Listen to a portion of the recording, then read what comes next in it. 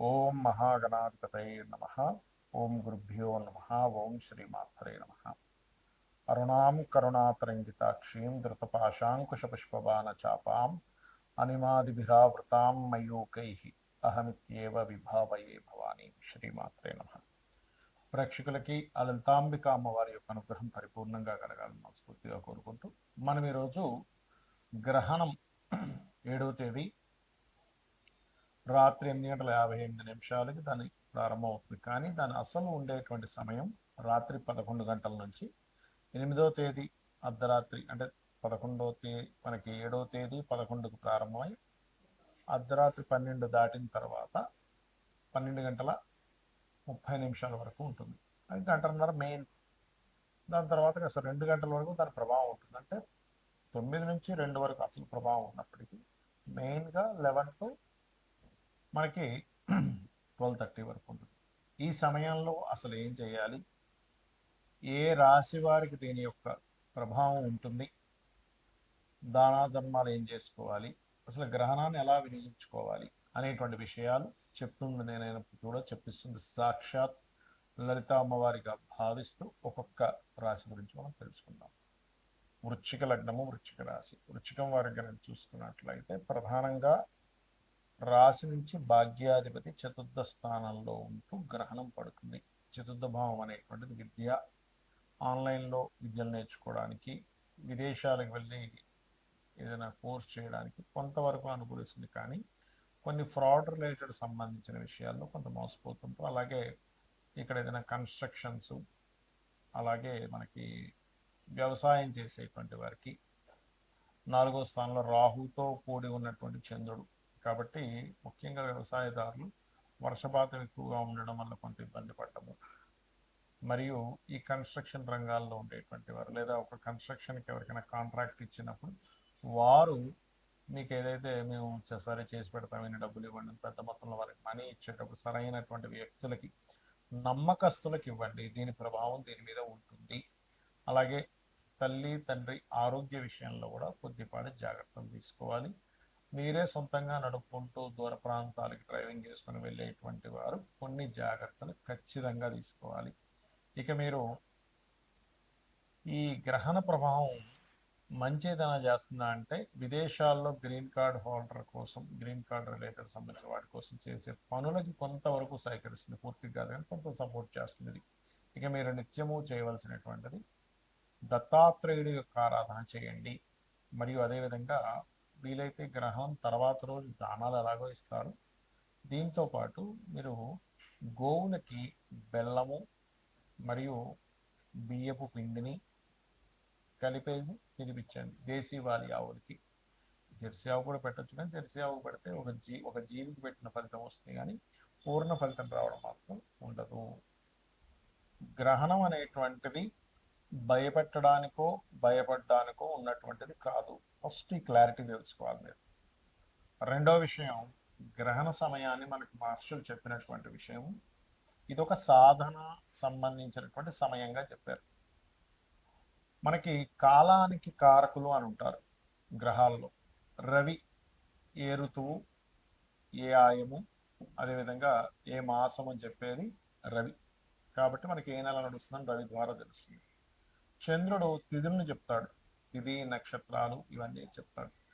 ఈ రెండు ఉన్నటువంటి డిస్టెన్స్ని బట్టి యోగం ఇవన్నీ కూడా ఏర్పడతాయి. అంటే ఏమిటి, మనకి సమయాన్ని తెలిపేటువంటి రవిచంద్రులు, దాంతోపాటు కాలానికి మోక్షానికి కారకులు, మరొక సమయానికి కారకులు అంటే రాహుకేతువులు. వీళ్ళు నలుగురు కూడా ఒకే అలైన్లోకి వస్తారు 180 డిగ్రీస్లోకి ఎగ్జాక్ట్లీగా. అలా 180 డిగ్రీల్లోకి అంటే ఇప్పుడు మనకి చంద్రుడు రాహు ఏమో కుంభరాశిలోని, రవికేతువులేమో సింహరాశిలో ఉంటున్నారు ఈ చంద్రగ్రహణం సమయంలో. అలా ఒకే లైన్లో సమయం ఒక దీనిలోకి వచ్చినప్పుడు మీరు చేసేటువంటి జప సంబంధించినటువంటి ఏవైతే ఉంటాయో ఈ ఒక సంవత్సరం పాటు ఉదాహరణకి గణపతిదో లేకపోతే అమ్మవారిదేదో మీరు జపం చేశారు, ఒక 2-3 లక్షలు జపం చేశారు అనుకోండి. ఆ రోజు 11 నుంచి 9 గంటలకు కూడా కూర్చోకూడదు అని కాదు, కానీ 11 నుంచి 12:30 మధ్యలో చేసేటువంటి జపం ఏదైతే ఉంటుందో పునశ్చరణ ఫలితం వస్తుంది అని చెప్తారు. అంటే ఆ సమయంలో మీరు చేసేటువంటిది ఆ 3 లక్షలు చేసిన ఫలితం కూడా వచ్చారండి. లేదా మీ జీవితంలో ఒక 20 లక్షలు చేశారు ఏదైనా జపం, ఆ 20 లక్షలు చేసిన ఫలితం వస్తుంది. దీనివల్ల ఏమిటండి లాభము అనిపించవచ్చు. మనకి జాతక చక్రంలో ఉన్నటువంటి దోషాలు మనం కొద్ది దాంట్లోనే అనుభవించి పక్కకు పోవాలన్నా, మనకి ఏదైనా ఒక నెగటివ్ ఎనర్జీ మనం పీడించకుండా ఉండాలని ఇవాళ రేపు మనం చూస్తుంటాం చూడండి. ఈ బ్లాక్ మ్యాజిక్స్ అని, ఏదో గాలి తగిలిందని, లేకపోతే ఇంకోరు ఏదో చేయించారని, ఇట్లాంటి మనం వింటూ ఉంటాం. అవి పోగొట్టుకోవాలంటే మనం రకరకాల వాటికి ఖర్చు పెట్టేసి చాలా ఇబ్బంది పడుతూ ఉంటాం. అలా కాకుండా మీకు మీరే ప్రొటెక్టివ్గా ఉండడానికి ఒక మంత్రం తీసుకొని, ఇప్పుడు ఇందులో కూడా అందరికీ మంత్రోపదేశం కానివ్వండి అలా ఉండదు. అలాంటప్పుడు లలిత సహస్రనామాలు వినొచ్చు. లేదు పర్టికులర్గా ఫలానా నాకు జాబ్ బాగాలేదు, ఓం మాణిక్య మకుటాకార జానుద్వై విరాజితాయ నమ. లేదంటే ఫైనాన్షియల్ ఇబ్బందులు ఉన్నాయి, ఓం సంపత్కరీ సమారూఢ సింధుర బ్రజ సేవితాయ నమ. అప్పులున్నాయి, ఓం అపర్ణాయ నమ. లేదంటే నాకు హ్యాపీనెస్ లేదు, ఓం ఇంద్రగోప విక్షిప్త స్మరతూనా భజంగికాయ నమ. ఇలా కాదు, నాకు హెల్త్ పరంగా చాలా ఇబ్బంది ఉంది, ఓం సర్వవ్యాధి ప్రశమని సర్వమృత్యు నివారిణి అగ్రగణ్య అచింత్య రూప కలికల్మషనాశిని అయి నమ. ఇలాగా ఒక్కొక్క దానికి చేసుకుంటూ ఉండొచ్చు. కొంతమందికి భయం ఉంటుంది, ప్రతిదీ నాకు భయం వేస్తుందండి, ఏం చేయాలో అర్థం కావట్లేదు అని అన్నప్పుడు చక్కగా, అంటే మన మానసికంగా ఎక్కువ ఇబ్బంది ఉంది, మానసికంగా ఎక్కువ భయపడుతున్నాము అన్నప్పుడు వాళ్ళు ఓం మనస్విని అయి నమ. లేదా ప్రతిదీ ఆటంకం అవుతుంది అన్నప్పుడు ఓం అష్టమి చంద్ర విభ్రాజ అలికస్థల శోభితాయ నమ అనే మంత్రాన్ని చేసుకోవచ్చు. అయితే ఇలా అయినా చేసుకోవచ్చు, ఓవరాల్గా మీరు లలిత సహస్రనామాలు చేసుకోవచ్చు, లేదా మీరు విష్ణు భక్తులైతే విష్ణు సహస్రనామాలు చేసుకోవచ్చు. అయితే ఎవరికైతే గ్రహణ ప్రభావం ఉందో వారు ముఖ్యంగా ఈ 5 రాశుల వారికి ఎక్కువగా ఉంటుంది. ఎవరెవరికి కుంభరాశిలో పడుతుంది కాబట్టి కుంభము, మిథునము, తుల, మీనము, మకరం. వీరు వీరు మరుసటి రోజు అంటే 8వ తేదీ చక్కగా బియ్యము, మినుములు, ఉలవలు, గోధుమలు, నువ్వులు, ఈ 5 పదార్థాలు మీకు దగ్గరలో ఉండే పురోహితుడికి దానంగా ఇవ్వండి. దాంతోపాటు మనకి ఇత్తడి గిన్నె ఉంటుంది, ఇత్తడి గిన్నె ఒక చిన్న గిన్నె తీసుకొని అందులో నెయ్యి ఒకటి, అలాగే రవిచంద్ర ప్రతిమలు మరియు సర్పములు, చిన్న చిన్న వెండి సర్పాలు చిన్నగా ఉంటాయి, లేకపోతే వేరే ఏదైనా వేరే లోహంలో అయినా ఇవ్వచ్చు, 2 సర్పాలు.